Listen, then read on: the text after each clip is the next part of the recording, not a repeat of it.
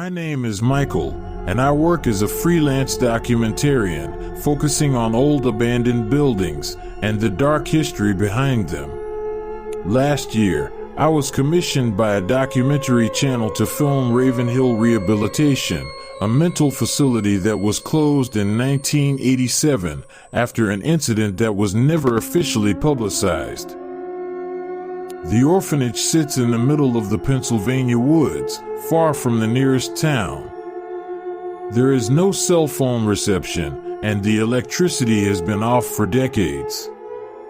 What makes this place both fascinating and spooky is the rumor that all the patients and some of the staff disappeared on the same night, without a trace. There are no medical records, no official announcements. The building is locked and left to rot. But in recent years, local climbers have reported hearing strange sounds from inside, such as crying, screaming, even the sound of rusty medical equipment moving on its own. I arrived on site on a Friday afternoon, accompanied by two technical crew members, Jared, the audio engineer, and Lillian, the camera operator. We brought portable recording equipment, a drone, and a couple of thermal cameras. The goal was simple: document the building and capture footage for an episode of America's creepiest abandoned mental hospitals. From the outside, Ravenhill looked like a war remnant. The paint was peeling, the windows were broken, and the wooden door was only half hanging on its hinges. But the strangest thing was the faint writing on the wall of the entrance gate, as if it had been roughly clawed into the concrete. They never heal. They never leave. We thought it was vandalism. But the writing was too deep, too neat to be just random graffiti. As soon as we stepped inside, the air changed. It was cold, even though the sun was still shining outside. The smell of metal and old cotton filled the room. Lillian wiped her camera lens, which immediately fogged up. Jared said that the building breathed. We chuckled at that.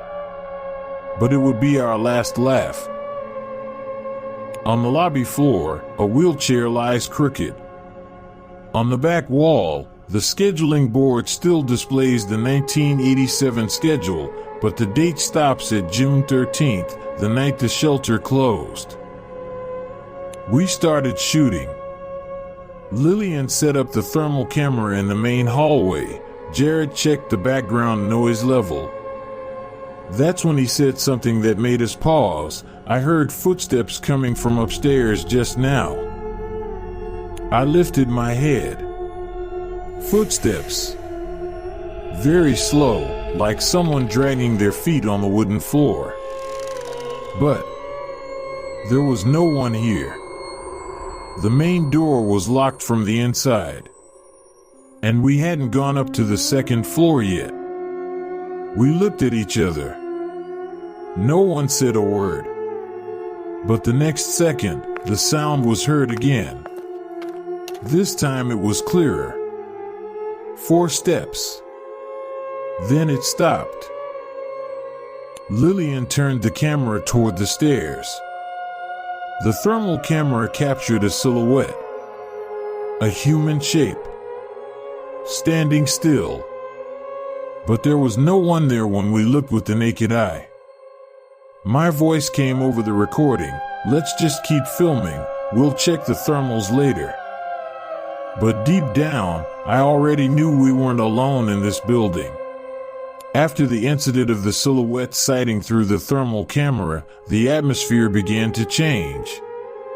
Either because of paranoia, or because we had indeed stepped into a place that did not allow the presence of outsiders. We decided to continue filming, following the procedures we had set. One team went to the left wing of the building, one team to the right wing. And I stayed in the control center to monitor the footage live. Jared chose to check the patient rooms on the second floor, while Lillian walked down the corridor to the former group therapy room. As they walked away, silence took over. The sound of their footsteps faded, and the room felt like it had frozen. I turned on my headphones, trying to listen to the ambient sounds from the directional microphone. But it wasn't just the creaking of wood or the rustling of wind. There was a whisper. Very low, almost like someone breathing right next to the microphone. I rewind a few seconds. The voice is still there. Short, indistinct sentences, but when I turn the volume up, it sounds soft. Don't believe what you see. On the other side of the building, Jared entered patient room 207. The room was small, the bed was rusty, and the walls were covered in nail scribbles. But what made him freeze was one big sentence that was scratched roughly.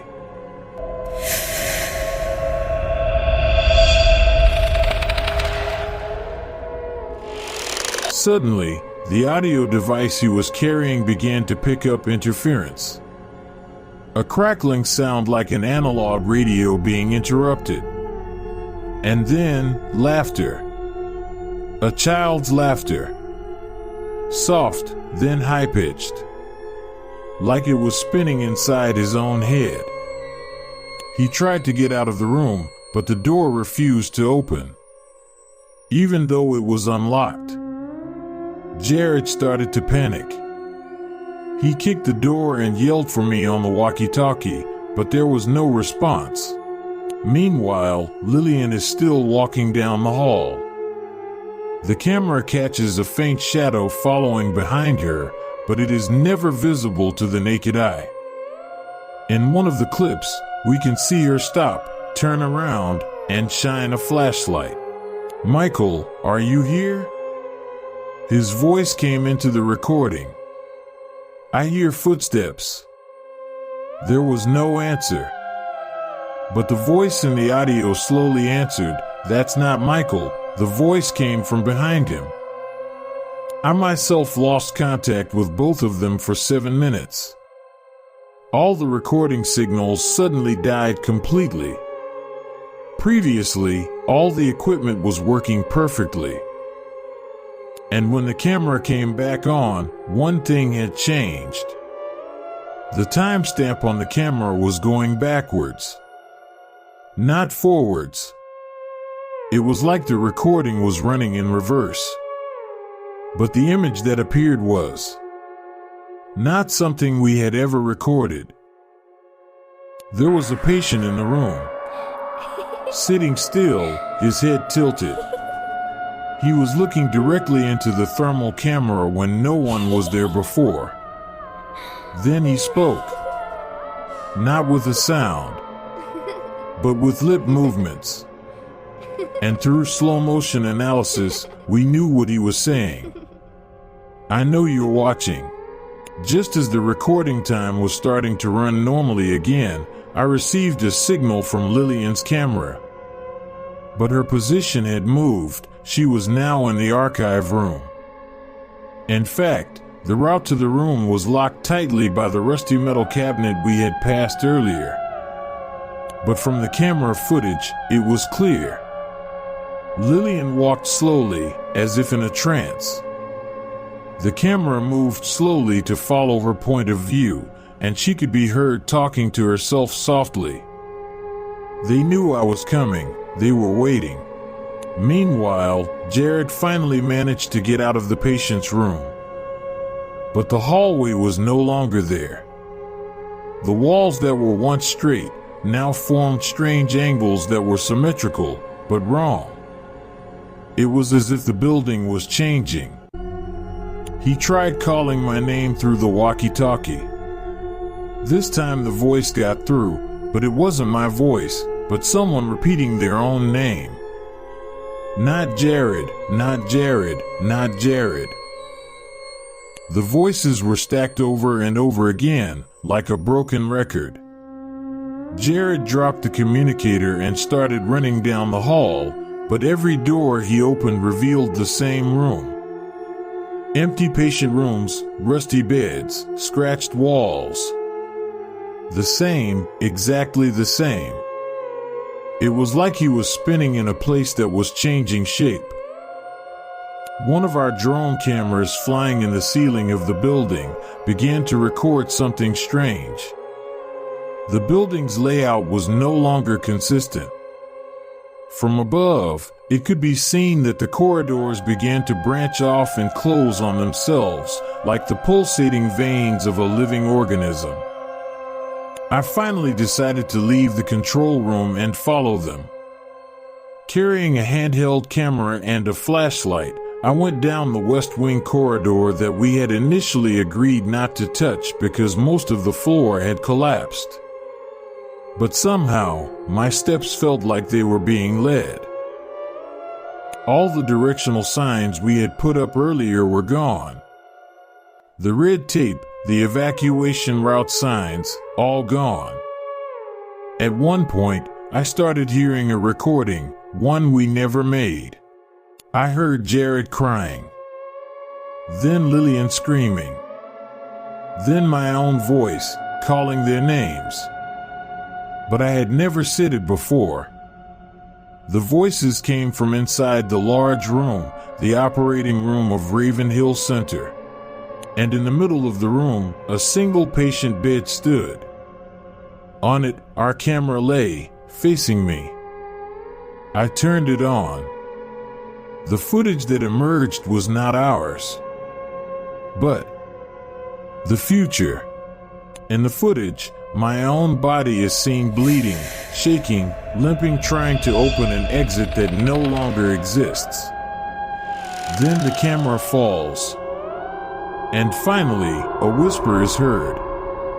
Now you are one of them.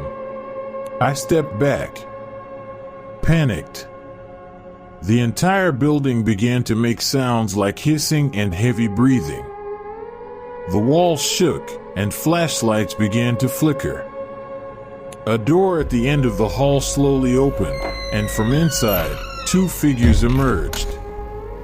Jared and Lillian. But it wasn't them. Pale skin, blank eyes, lips moving soundlessly. They walked toward me with unnatural steps.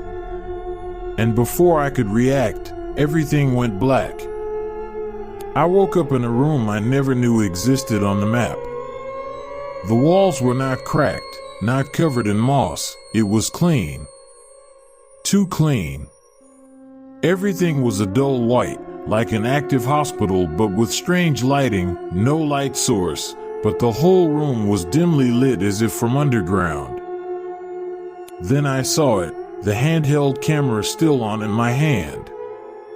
On the screen, the recording time was showing minus numbers. As if I was recording something that hadn't happened yet. I stepped out of the room, down a hallway that curved on its own. Every time I looked back, the hallway I had come down was gone. There was no way back. On the walls, pieces of photos began to appear. They were all damaged, some burned, but I recognized the faces. They were Ravenhill patients. And among them were the faces of Jared and Lillian. Lillian's voice came again softly, like a child's song. I followed her and arrived at the therapy room. All the chairs were still neatly arranged in a circle, and in each chair sat a person. All frozen, motionless. Human bodies, faces covered by transparent plastic bags, silence. I ran down the ever-changing corridors until finally, at one point, I saw light from outside. A large door leading outside the building. With all my strength, I pushed the door open. And when I step out, I'm back where I started.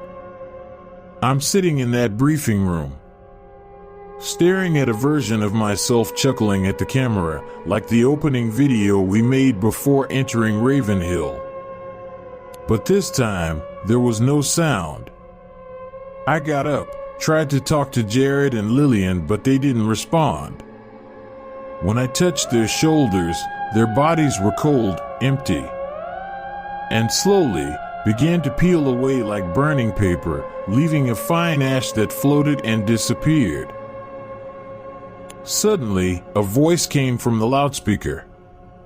Subject 42 has completed Cycle 7. Reset session for next memory integration. The room was dark. The camera I had been holding was completely dead. There was nothing I could do. And in the darkness, one last sentence was heard, soft, close, as if whispered directly into my ear. You never came to Ravenhill. You were always here.